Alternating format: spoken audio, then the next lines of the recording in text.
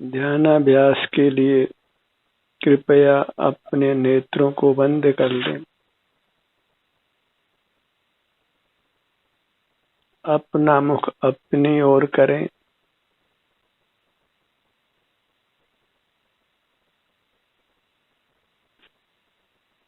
अपने सिर से पांव तक अपने स्वास्थ्य की जो भी दशा है उसका अनुभव करिए।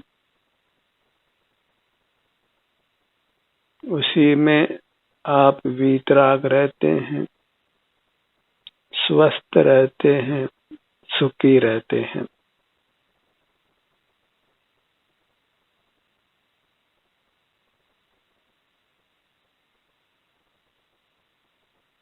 जगत में अनंत जीव हैं, पर एक भी जीव हमारे जैसा नहीं है।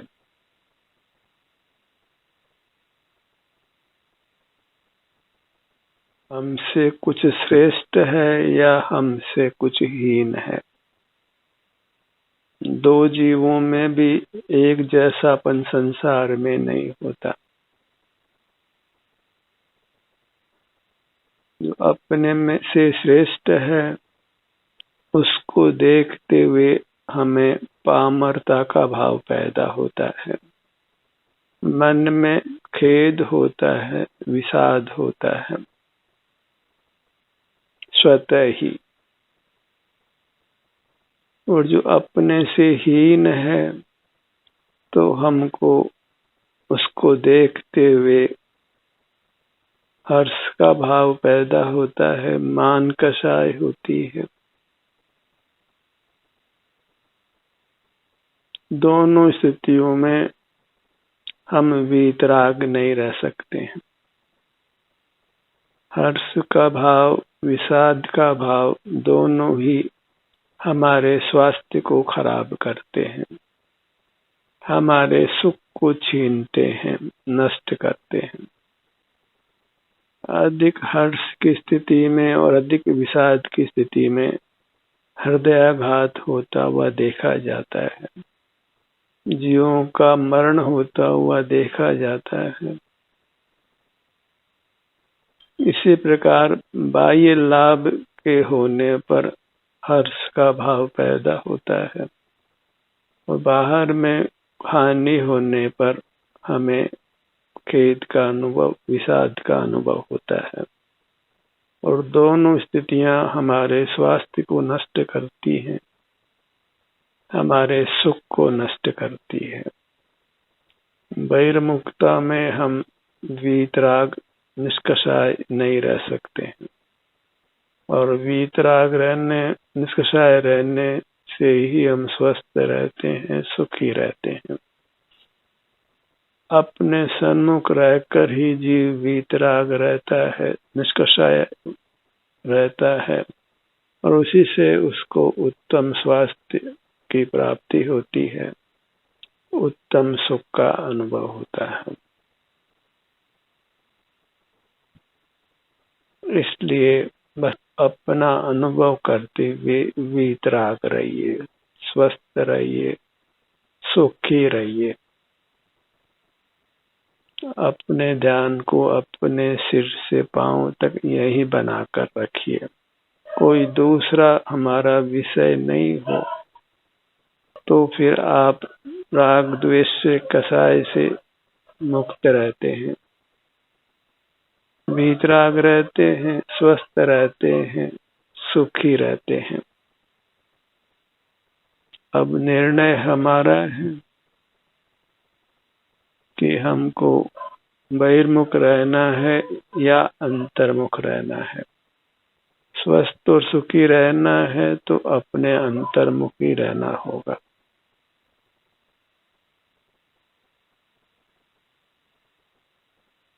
बहिर्मुख रहकर कोई भी जीव कभी भी वीतराग नहीं हुआ, न है न हो सकता है।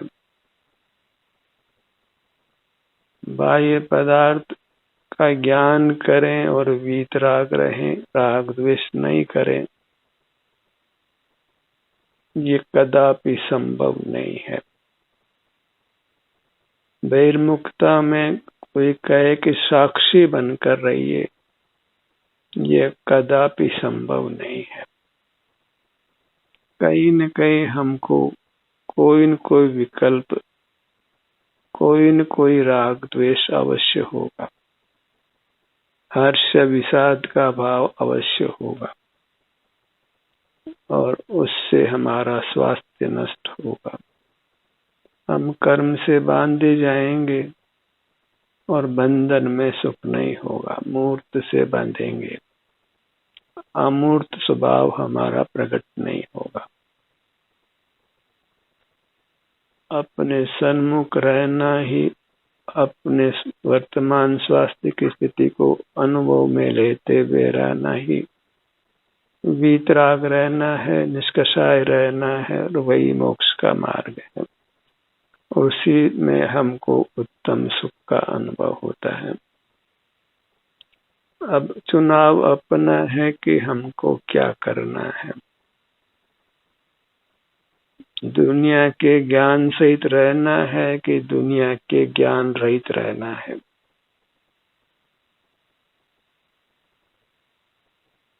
यदि हम ये फैसला करते हैं कि हमको दुनिया के ज्ञान रहित रहना है, तो फिर आप मोक्ष के स्वामी बनेंगे।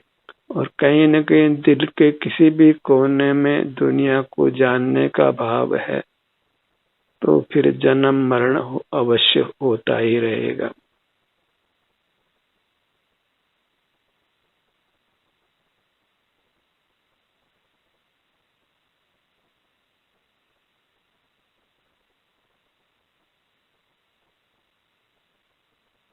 जगत विचित्रताओं से भरा हुआ है।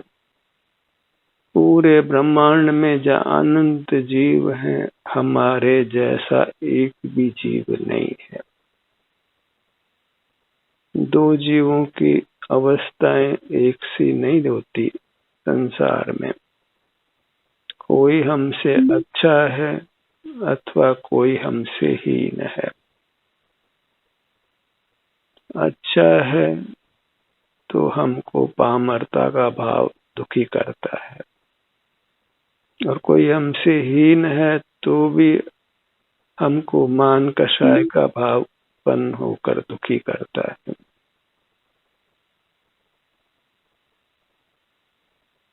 बाह्य पदार्थ का लाभ होता है तो हर्ष का भाव पैदा होकर हमारे स्वास्थ्य को नष्ट करता है, और धन की हानि होती है तो खेद का भाव, दुख का भाव उत्पन्न होकर हमारे स्वास्थ्य को, सुख को नष्ट करता है।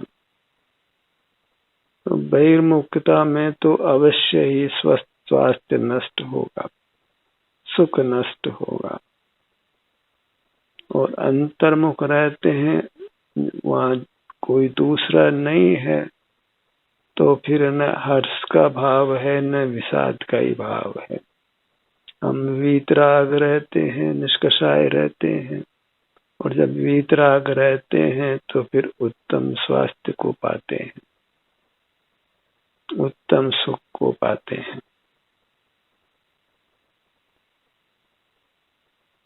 एक बार ये फैसला कर लिया जाए कि हमको जगत को देखते हुए, जानते हुए रहना है कि अपना अनुभव करते हुए रहना है। जितना जल्दी हम यह फैसला कर लेते हैं कि हमको अपने सन्मुख अपना अनुभव करते हुए रहना है, उतना जल्दी ही हम मोक्ष दशा को, पूर्ण सुख दशा को पालेंगे।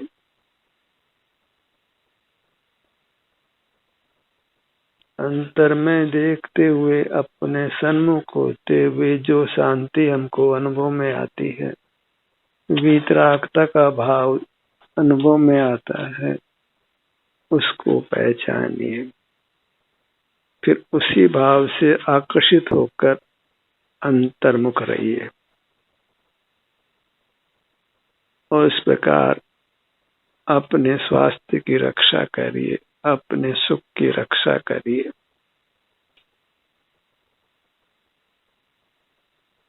यदि यह बात हृदयंगम हो जाती है कि अपने सन्मुख रहने से ही हम निष्कषाय रहते हैं, स्वस्थ रहते हैं, सुखी रहते हैं, तो फिर वृत्ति सहज ही अंतर्मुख रहने लगेगी और बहिर्मुखता में हमको भय लगेगा। बाहर का कोई भी रोग एक बार दुखी करता है, एक बार मारता है, पर जो बहिर्मुखता को हमने उपादेय जाना, ज्ञान स्वभाव माना, तो फिर अनंत काल तक दुख ही पाना है। फिर कोई भी ताकत हमको दुखों से बचा नहीं सकती है। जो स्वयं ही आत्मघात करना चाहे, अपने पांव पर कुल्हाड़ी मारना चाहे, तो कौन कब तक उसको रोक सकता है?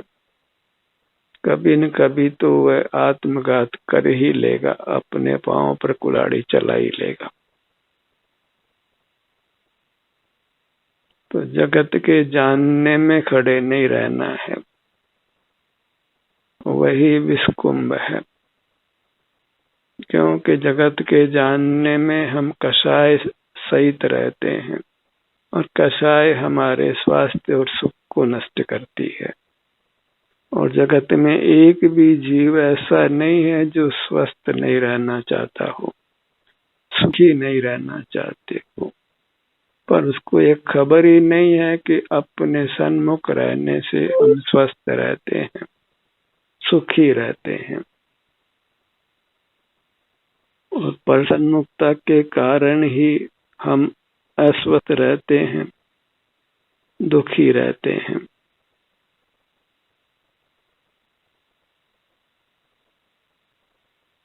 ध्यानाभ्यास का ये कार्यक्रम बस यह निर्णय करने मात्र है, यह निर्णय करने के लिए है कि बहिर्मुखता हमारे स्वास्थ्य और सुख को नष्ट करती है, हमको वीतराग नहीं होने देती। पर पदार्थों के प्रति राग द्वेष होता है, हर्ष विषाद का भाव पैदा होता है। हर्ष का भाव भी वास्तव में सुख रूप नहीं है और विषाद का भाव भी सुख रूप नहीं है। अपने सन्मुख रहने में जो सुख मिलता है वही वास्तविक सुख है। से सबको विषय सुख ही जानो। हर्ष का भाव भी विषय सुख है, सुख नहीं है, और विषय सुख है वही दुखों का द्वार है। और जो हमको बाहर में रहते हुए खेद का भाव, शोक का भाव उत्पन्न होता है, उसका फल भी भविष्य में दुख रूप ही आता है। तो वीतराग होने की भावना लेकर, स्वस्थ होने की भावना लेकर अंतर्मुख रहिए। मुझे स्वस्थ रहना है, सुखी रहना है, वीतराग रहना है, और उसके लिए अपने ही सन्मुख होना है। किसी पर का अवलंबन नहीं लेना है, पर का आश्रय नहीं करना है, पर को देखना जानना नहीं।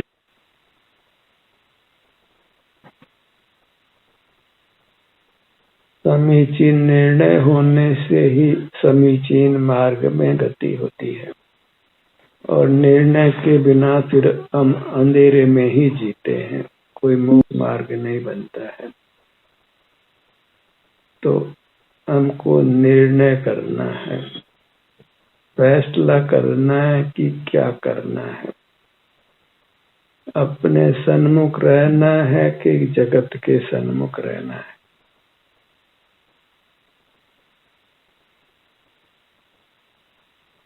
पर सन्मुख रहना भी जीव का धर्म हो और स्वसन्मुख रहना भी जीव का धर्म हो, ऐसा नहीं है।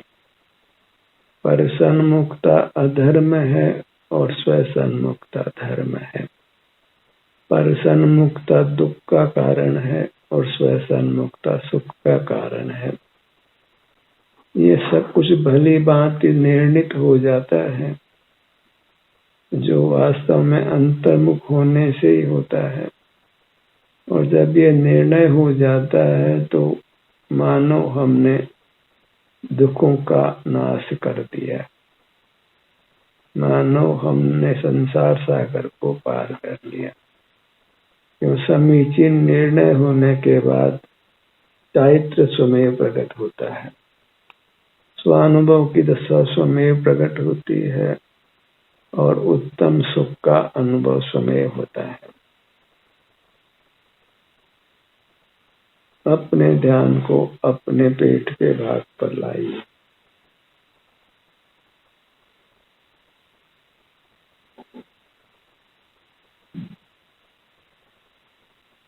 पेट के फूलने और सिकुड़ने से हमको प्राणवायु मिलती है और उससे हमारा जीवन संचालित होता है, लौकिक जीवन संचालित होता है।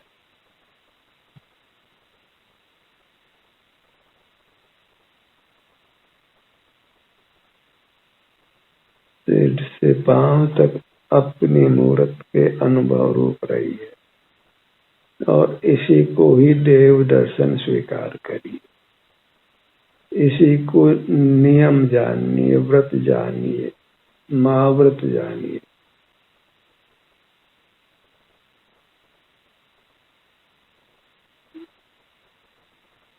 अपने सन्मुख रहना ही नियम से नियम है और निरंतर बने रहना ही नियम से यम है।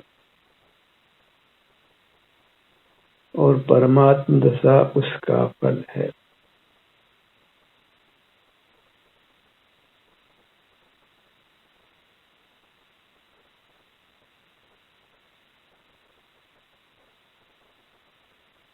अपने सन्मुख रहने का और निरंतर सन्मुख रहने का लक्ष्य बनाइए, क्योंकि इस लक्ष्य के बिना परमात्म दशा प्रकट नहीं होती।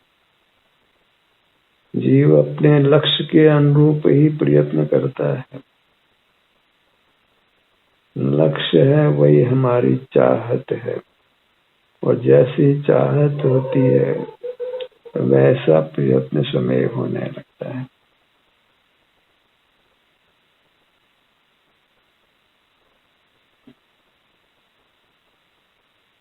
पेट के फूलने और फिर सिकुड़ने को महसूस करिए।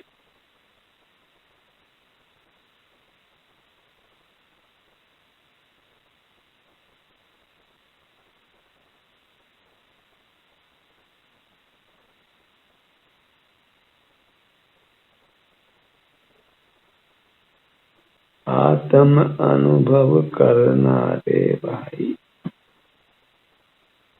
आत्म अर्थात अपनी दिव्य काया, उसका सुख दुख, इतना आत्मा है।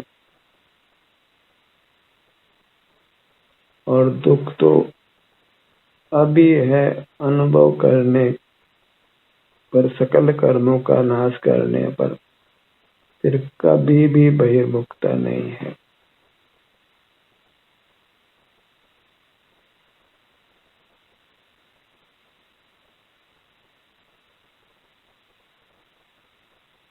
अपने आत्मा का अनुभव करके ही हमने मुक्ति को पाना है, दुखों से मुक्ति और सुख की प्राप्ति। और इसके लिए कोई अधिक शिक्षा दीक्षा की आवश्यकता नहीं है।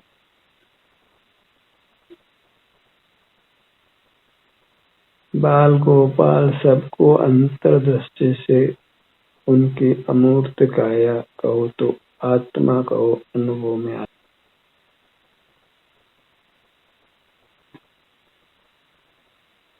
अपना क्षेत्र, अपनी अमूर्त काया, ये सब जीवों को निरपवाद रूप से अनुभव में जागृत अवस्था में आती है।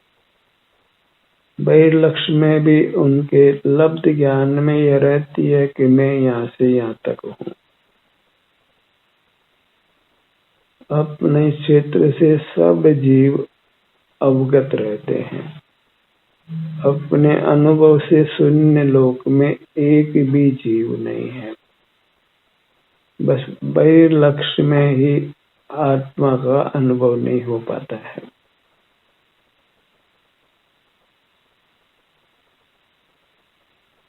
पर उपयोग तो पलटता ही है भीतर और बाहर।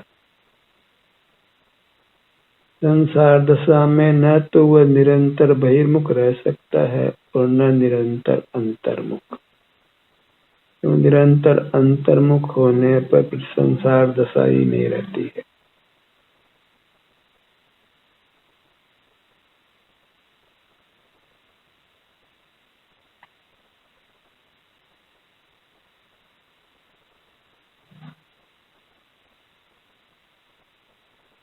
अनंत काल बहिर्मुख रहे और उस अनंत काल की बहिर्मुखता को मिटाने के लिए अनंत काल ध्यान नहीं करना होगा। बहुत समय तक जमा की गई रुई को मिटाने में उतना समय नहीं लगता जितना जमाने में लगता है।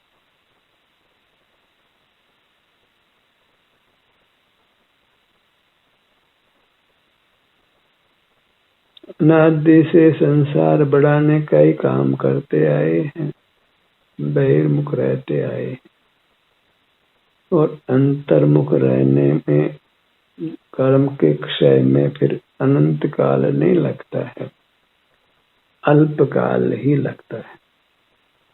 सागर में बूंद के समान ही अंतर्मुख रहते हुए मोक्ष पा लेता है। अपने ध्यान को अपने सिर के भाग पर लाइए, नीचे पग तले के भाग पर लाइए तो अपनी इतनी ऊंचाई हुई पग तली से सिर तक, और इतनी ऊंचाई में हमने भ्रमण करना है।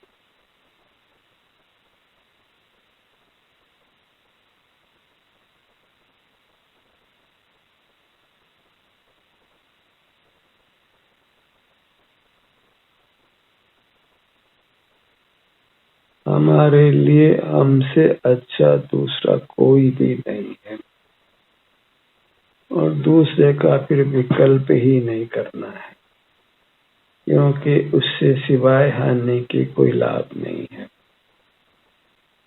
जो सुख की कामना है तो एक ही उपदेश है, बाह्य पदार्थों के ज्ञान से रहित हो जाओ। बाह्य पदार्थों के ज्ञान का निरोध करो।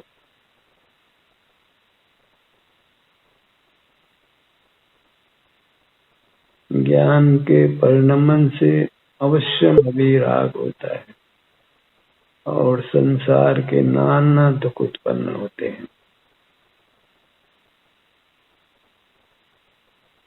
और अपने सन्मुख होकर जीव वितराग होता है, बद्ध कर्मों की धज्जियां उड़ जाती है और जीव परमात्मा होता है।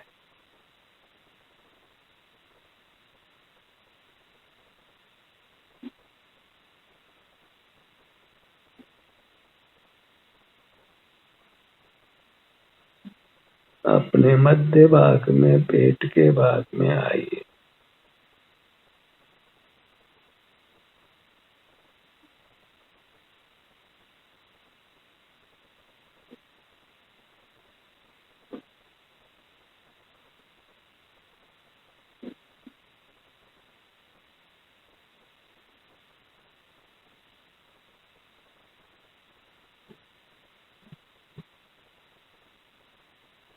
अपने पूरी मूर्त को संभालिए।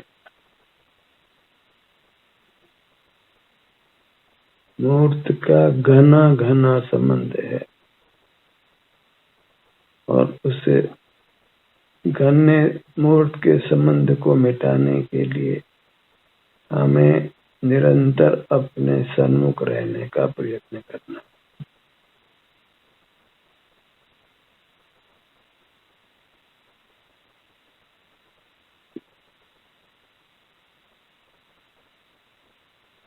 अपने ध्यान को अपनी दोनों हथेलियों पर लाइए। हथेलियां आसमान की तरफ खुली रहें।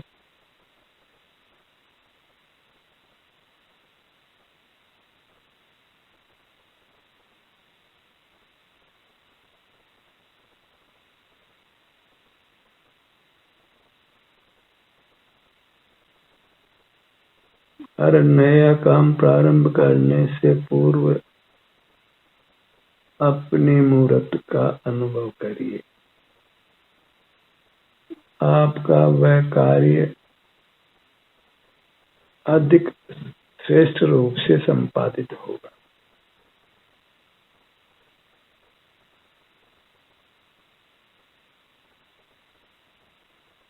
जीव का स्वभाव अपने सन्मुख रहकर होने वाले आनंद के भोगने रूप है।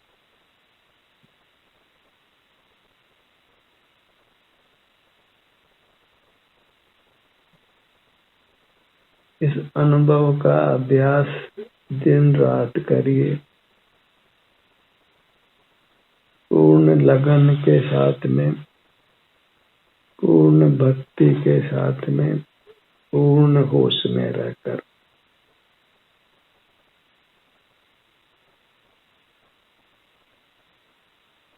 यही पुरुषार्थ है।